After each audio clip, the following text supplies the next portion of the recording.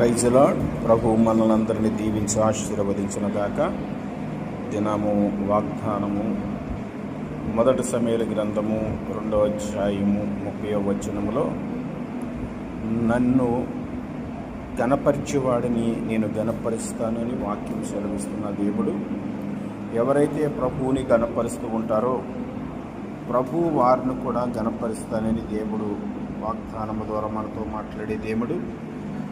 ప్రభు మనందరినీ కూడా సమాధానకర్తగా, నిత్యుడికి తండ్రిగా చేసే దేవుడు కనుక ప్రతి ఒక్కరిని కూడా దేవుడు ప్రేమించేవాడై ఉన్నాడు.